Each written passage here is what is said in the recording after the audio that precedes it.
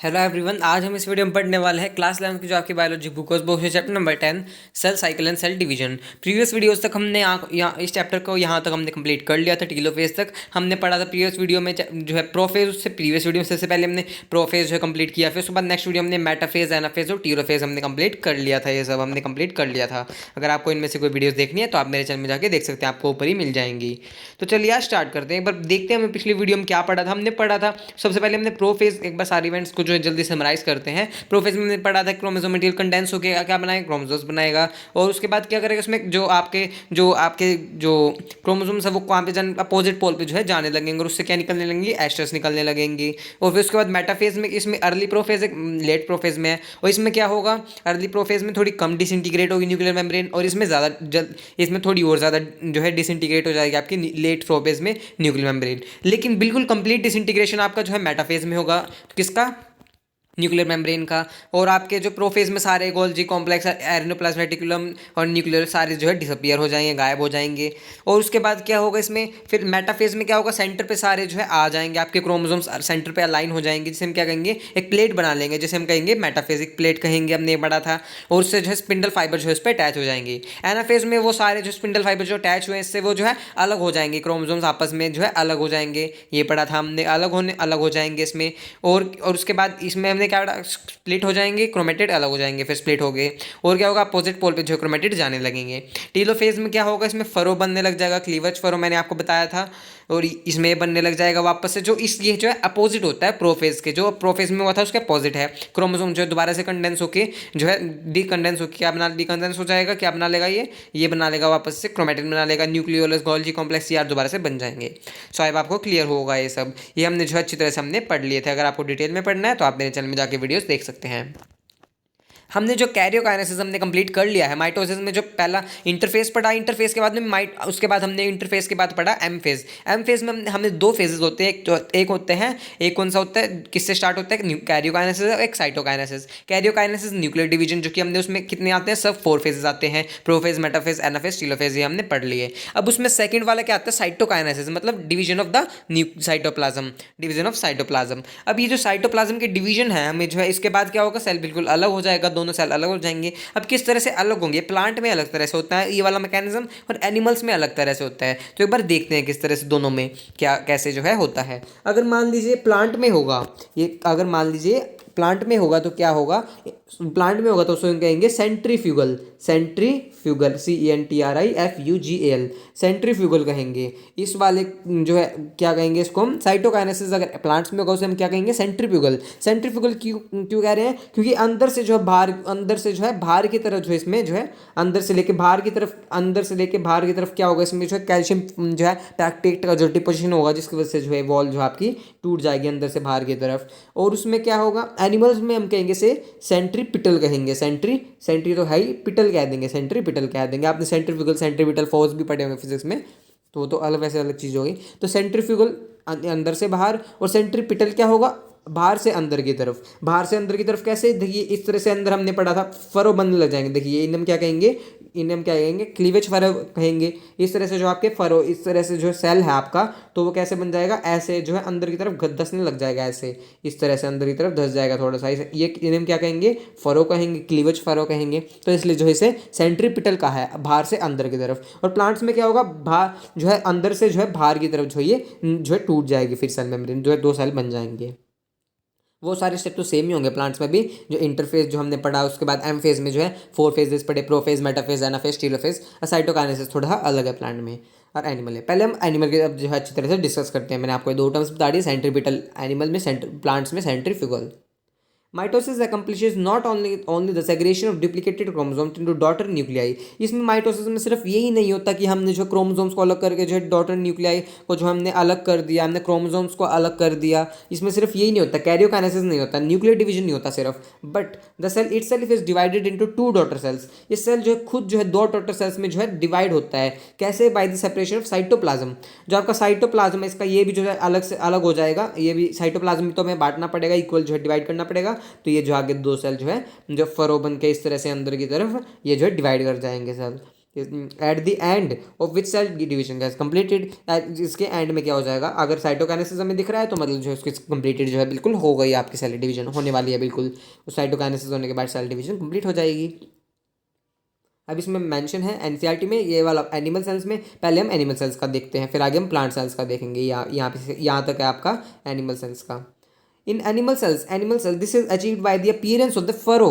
मैंने आपको बताया था ना, फरो फरो मतलब ऐसे जो है अंदर की तरफ जो है धंसने लगेंगे। ये जो आपके अंदर की तरफ ऐसे थोड़े से धंसने लगेंगे, ये न्यूक्लियर मेम्ब्रेन अंदर की तरफ धंसने लगेगी। किसमें, टीलोफेज में ही थोड़ी थोड़ी जो आपकी जो है अंदर की तरफ धंसने लगेगी, अंदर की तरफ धंस जाएगी ये इस तरह से। और इसमें क्या होगा, अंदर से जो है इसमें क्या होगा, आपका बाहर से जो है बाहर था और ये थोड़ी अंदर हो गई, इसलिए अंदर से बाहर से अंदर हुई, इसे हम कहेंगे सेंट्रीपिटल कहेंगे इसे।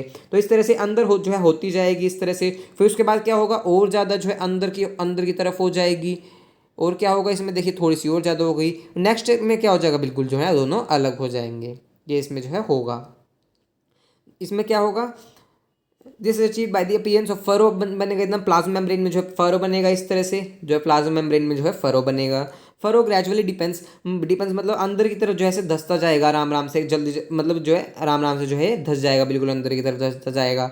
And ultimately joints in the centre dividing the cell cytoplasm into two. अब फिर क्या होगा, ये जो बिल्कुल जो है अल्टीमेटली क्या होगा, ये ऐसे इस तरफ से अंदर धंस रहा था, फिर क्या होगा, ये जो है बिल्कुल जो है अंदर की तरफ देखिए बिल्कुल जो है इससे मिल जाएगा। और फिर क्या होगा, इसमें दो सेल जो आपस में इस तरह से अलग हो जाएंगे, सेल डिवीजन हो जाएगी हमारी।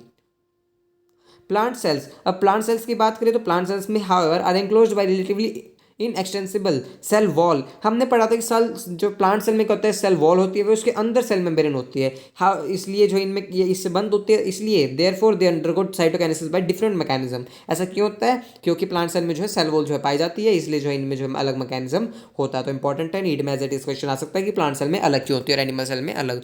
तो आप दिखेंगे कि सेल वॉल की वजह से जो है अलग होगा, क्योंकि प्लांट सेल में एनिमल सेल्स में नहीं होती सेल वॉल।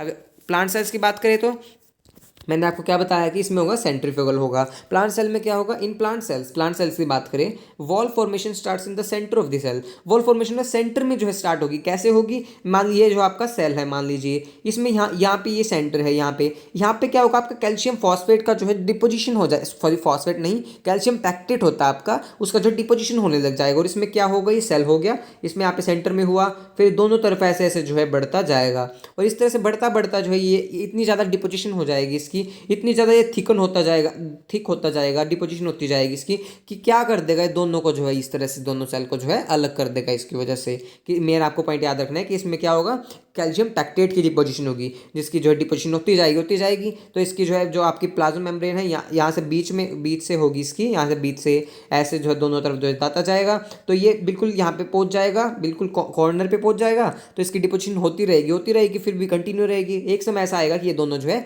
अलग हो जाएंगे। अगर हम ज़्यादा फोर्स लगाते रहेंगे तो वो चीज़ ऑब्वियसली जो है अलग ही हो जाएगी। तो इसमें ऐसे जो है होता है इसमें। सो आई होप आपको ये क्लियर हुआ होगा। बढ़ते हैं एक बार एनसीईआरटी। इसमें क्या होगा, जो क्या हो रहा है इसमें, अंदर से ऐसे जो है बाहर की तरफ जा रहे हैं हम, अंदर से बाहर की तरफ, इसलिए हमने इसको क्या कहा, सेंट्रीफ्यूगल कहा हमने। प्लांट सेल को हमने कहा था, एनिमल सेल को हमने कहा था सेंट्रीपिटल कहा था। सो आई होप आपको क्लियर हुआ होगा। अब एनसीईआरटी पढ़ते हैं। In plant cells wall formation starts in the centre of the cell. Centre of the cell में, जो सेंटर में जो है इस तरह से यहाँ से जो है स्टार्ट होता है, दोनों तरफ होता है फिर, एंड ग्रोज आउटवर्ड, बाहर सेंटर से जो है बाहर की तरफ जो है फिर जाता जाता है, ऐसे बाहर की तरफ जो है जाता है इस तरह से बाहर की तरफ, यहाँ पे ऐसे जाता है, grows outward to meet the existing lateral walls. क्यों, क्योंकि उससे जो है वॉल्स के जो है कॉर्नर एंडिंग तक जो है पहुँच जाता है, जिसकी वजह से क्या होगा, सेल डिवीजन होगा हमारा। The formation of the new cell begins with the formation of a simple precursor called the cell plate। इसमें क्या बनेगा, सेल प्लेट बनेगा। सेल प्लेट मतलब क्या हो गया कि इस तरह से जो है ऐसे एक सेल बीच में इसका डिपोजिशन होता जाएगा, एक प्लेट सी बन जाएगी, ऐसे हमें दिखेगी ऐसी, इसे हम क्या कहेंगे, सेल प्लेट कहेंगे। इसे हम क्या कहेंगे, इसे हम सेल प्लेट कहेंगे। इस तरह से हमें ऐसे डिपोजिशन बन जाएगा, बीच में एक सेल प्लेट बन गई, जिसकी वजह से क्या होगा, ये ऐसी जो है अलग हो जाएंगे, दोनों अलग हो जाएंगे। कॉल्ड सेल प्लेट इसमें बनेगी। That represents the middle lamella between the walls of the two adjacent sales. जो कि क्या रिप्रेजेंट करेगा, मिडल लैमेला को जो है रिप्रेजेंट करेगा। सेल प्लेट बनेगी, तो इसको हम क्या कहेंगे, मिडल लैमेला कहेंगे। सेल इसको ही हम क्या कहेंगे, सेल प्लेट को ही हम क्या कहेंगे, middle lamella between the walls of the adjacent sales. तो अगर आपको नहीं पता है मिडल लैमेला, तो आप मेरे चैनल में जाके देख सकते हैं। सेल वॉल वाले जो है चैप्टर नंबर 8 में मैंने सेल वॉल वाला लेक्चर लगा सकते हैं, डिटेल में आपको मिल जाएगा। At the time of cytoplasmic division, अब साइटोप्लाज्मिक डिवीजन के दौरान organelles like mitochondria and chloroplast get distributed between the two daughter cells. अब इस ये लाइन एक बार समझते हैं। तो हमने क्या पढ़ा प्लांट सेल में, हमने पढ़ा कि इस तरह से जो है यहाँ पे क्या होगा, यहाँ पे जो है सेल प्लेट बनेगी आपकी, कैल्शियम जो है पैक्टेट का डिपोजिशन होगा, जैसे ये जो दोनों जो है अलग हो जाएगा। और हमने एनिमल में क्या पढ़ा, इस तरह से फरो जो है फॉर्मेशन बनेगी, क्लीवेज फरो जो है यहाँ पे बन जाएगा, फरो फॉर्मेशन, और इस तरह से जो है दो सेल जो है आपके डिवाइड हो जाएंगे इस तरह से। इसमें हमने ये पढ़ा। सो ऐप आपको एक क्लियर हुआ होगा प्लांट और एनिमल सेल्स का। अब आगे देखते हैं इसमें क्या लिखा हुआ है। एट द साइटोप्लाज्मिक डिवीजन, अब जो साइटोप्लाज्मिक डिवीजन होती है, साइटोप्लाज्म की डिवीजन होती है, तो उसके बाद साइटोकाइनेसिस होता है। ऑर्गेनेलीज लाइक माइटोकॉन्ड्रिया जैसे प्लास्टिड्स हो गए get distributed between the two daughter cells. अब ये जो आपकी जो ऑर्गेनेलीज होगी सारी, जो माइटोकॉन्ड्रिया प्लास्टिड्स और भी सारी ऑर्गेनेलीज होगी, ER गोल्जी कॉम्प्लेक्स सारी ऑर्गेनेलीज होंगी आपकी, वो क्या हो जाएंगी, डिस्ट्रीब्यूट हो जाएंगी टू डॉटर सेल्स में। ऑब्वियसली जो इनका भी जो है डबलिंग होगी, इनकी भी हमने पढ़ा था। माइटोकॉन्ड्रिया प्लास्टिड को छोड़ के और सारी ऑर्गेनेलीज का G1 फेज में डुप्लीकेशन होगा, और माइटोकॉन्ड्रिया प्लास्टिड का जो है G2 फेज में होगा डुप्लीकेशन। इनका डुप्लीकेशन होगा, ये भी ऑब्वियसली जो है डॉटर सेल्स में जो है इक्वली डिस्ट्रीब्यूटेड की जाएंगी। लेकिन क्या होता है कुछ सेल्स में, कुछ ऑर्गेनिजम्स में क्या होता है, in some organisms karyokinesis is not followed by the cytokinesis. इसमें क्या होता है कि और कुछ जो है कैरियोकाइनेसिस जो आगे उसमें क्या होता है, साइटोकाइनेसिस नहीं होता है उसमें। एज जिसकी वजह से क्या होता है, as of which multinucleate condition arise leading the formation of the syncytium liquid endosperm in the coconut. तो इसमें क्या होगी कि इसमें क्या होगी, कई सारे जो है न्यूक्लियस बनने लग जाएंगे, न्यूक्लियस की डिवीजन जो है ज़्यादा होने लग जाएगी। कैरियोकाइनेसिस ही उसमें जो है होती रहेगी, उसमें साइटोकाइनेसिस होगी ही नहीं, तो उसमें कैरियोकाइनेसिस ही होगी उस वाले उन ऑर्गेनिजम्स में। तो उसे हम क्या कहेंगे, मल्टी न्यूक्लिएटेड कंडीशन बन जाएगी, मतलब न्यूक्लियस काफ़ी सारे बन जाएंगे उसमें।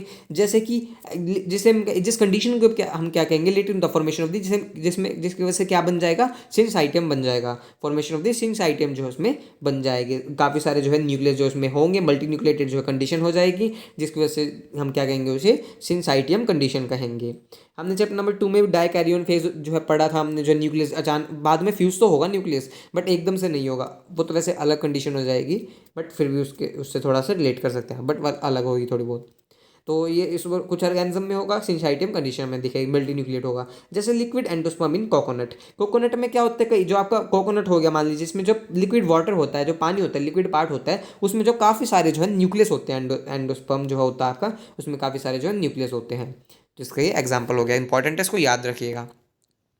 सो हमने जो इसको जो है कंप्लीट कर लिया, किस तरह से साइटोकाइनेसिस जो है होगा प्लांट और एनिमल्स में। सो अब आपको क्लियर हुआ होगा। अब हम देखते हैं सिग्निफिकेंस ऑफ द माइटोसिस। जो माइटोसिस है उसका सिग्निफिकेंस क्या है, अब इसके बारे में जो है देखते हैं। Significance of the mitosis, mitosis significance क्या है पढ़ते हैं। माइटोसिस और द इक्वेशनल डिवीजन, हमने पढ़ा था इक्वेशनल डिवीजन क्यों कहा था, क्योंकि 2n से हमारे पास जो है दोनों जो सेल बनेंगे वो 2n ही बनेंगे दोनों, हमने ये कहा था।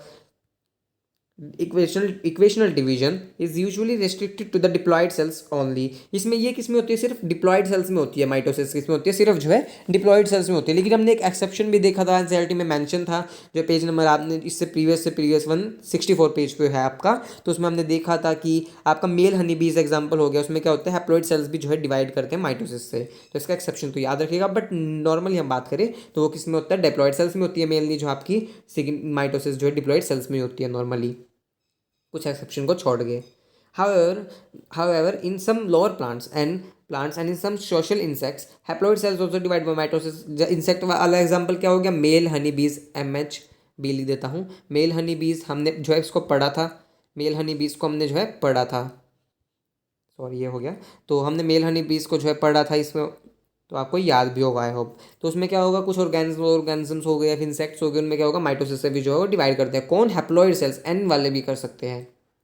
It is very essential to understand the significance of division in life of organism. काफ़ी जो है ज़रूरी हमें ये समझना कि इसका सिग्निफिकेंस क्या है। Are you ever some example where you have studied applied haploid and diploid insects. उसके बाद एक तो हमने पढ़ा ही था मेल हनी बीज। अब आगे पढ़ते हैं, इसका जो सिग्निफिकेंस मेनली क्या है, सिग्निफिकेंस के बारे में जो है देखते हैं, इसके जो है माइटोसिस का significance. Mitosis usually result in the production diploid daughter nuclear with identical genetic complement. अब इसमें क्या होगा कि जो मेनली इसका जो हम जो है यूज़ देखें, जो सिग्निफिकेंस देखें माइटोसिस का, ये क्या होता है मेनली जो आपका ग्रोथ जो है और ग्रोथ होगा, और क्या होगा इसमें रिपेयर होगा, और क्या होगा रिस्टोर न्यूक्लियोसाइटोप्लाज्मिक रेशियो। इसमें ये जो आपके 3 मेन पॉइंट्स हैं। तो इसमें क्या होगा कि आपका जो डिप्लॉयड सेल जो है डॉटर सेल्स बनाएंगे, आगे सेल जो आगे डॉटर सेल्स बनाएंगे आगे, ये इससे जो है 2 सेल्स बनेंगे, जिसकी वजह से क्या होगा, जिसमें अच्छी तरह से जो आपका जो आपकी जो इसमें इसमें जो आपकी इसमें आपकी डिस्ट्रीब्यूशन जो है बराबर होगी दोनों सेल्स में। The growth of multi cellular organisms is due to mitosis. जो ग्रोथ होती है आपकी बॉडी की वो जो है माइटोसिस की वजह से जो है होती है बॉडी में। किसकी वजह से, मान लीजिए इतना सेल है, ये वाला सेल है, तो ये थोड़ा ग्रोथ होगी, इसमें जी लिख देता हूँ, ग्रोथ होगी तो एक जो है थोड़ा सा और जो है बड़ा हो जाएगा। ग्रोथ किस से होती है मेनली, जो इसकी माइटोसिस जो है इसकी वजह से जो है होती है मेनली, आपकी ग्रोथ जो है इसकी वजह से माइटोसिस की वजह से होती है। सो आई आपको क्लियर हुआ होगा।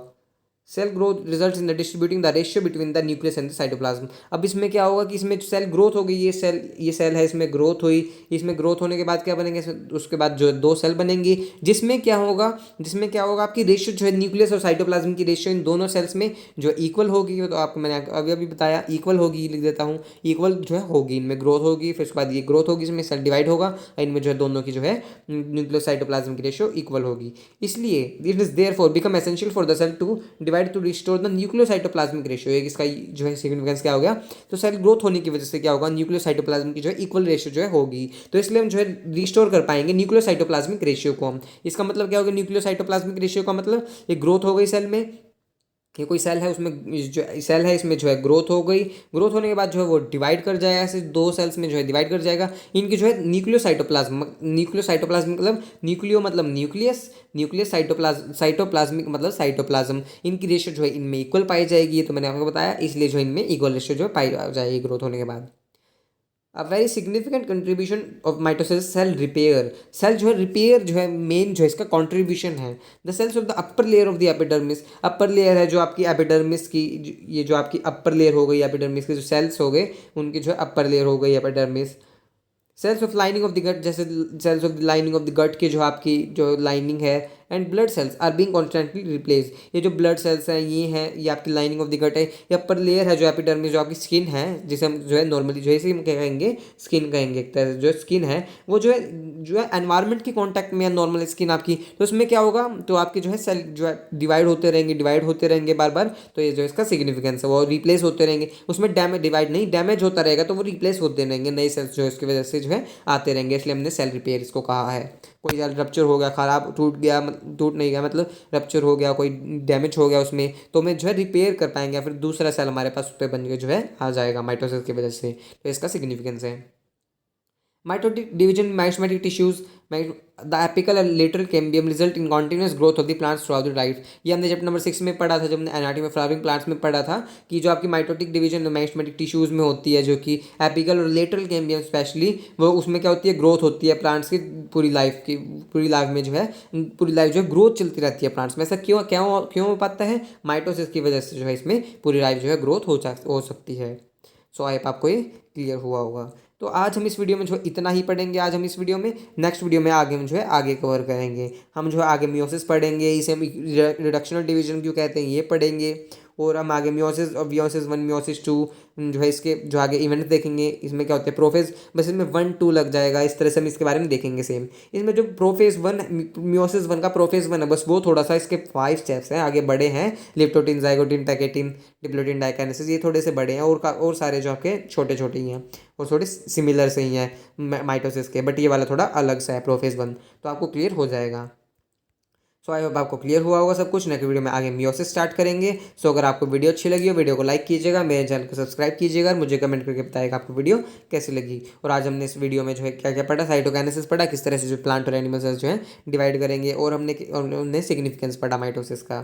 सो आई होप आपको क्लियर हुआ होगा। तो अगर आपको कोई वीडियोज़ देखनी है तो आप मेरे चैनल में जाके देख सकते हैं। थैंक यू, मिलते हैं नेक्स्ट वीडियो में।